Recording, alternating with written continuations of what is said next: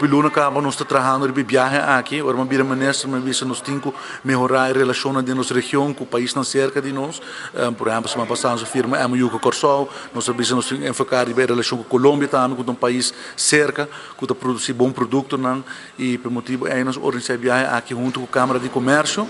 Para o Piluna nós estamos em preparação e agora nós chega o momento para a viagem a começar.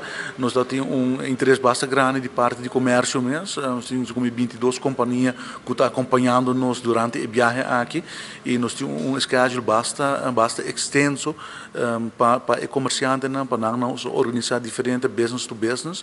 Então, nós vamos encontrar com o negócio que não quer topa, negócio que não quer papi com não. E para mim mesmo tem schedule que vai topa com diferente mandatário, por exemplo, ministro de Comércio, para a Colômbia, embaixador holandês, diferentes outras organizações. Organizar round tables com companhias de logística, com para negócio na Colômbia, nós vai ter conversação com a aduana, então vai ter diferentes tópicos relevantes, ora que faz negócio com a Colômbia, e ora que papi de fazer negócio com a Colômbia, se nós ainda na Aruba que quer importar produto na Colômbia, ou companhia arubiana que quer exportar não produto ou serviço com a Colômbia.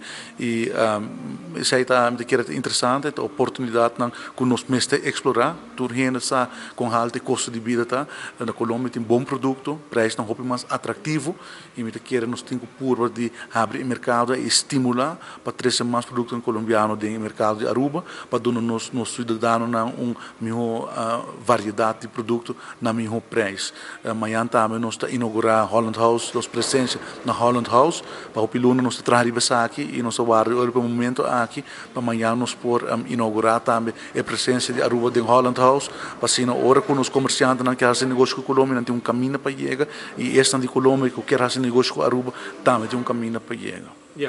Que rol o governo pode jogar de uma situação, de um setting maneira essa?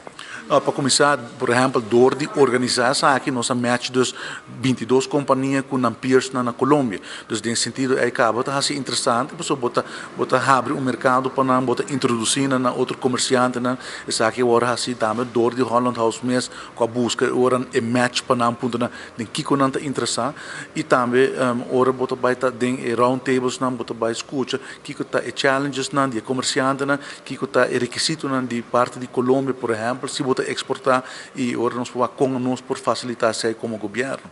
Tem companhia que classe de companhia não mostra interesse? Bom, tem tudo sorte de companhia. Tem companhia que tem serviço, tem companhia que tem retail, tem companhia que tem venda de produtos, wholesalers.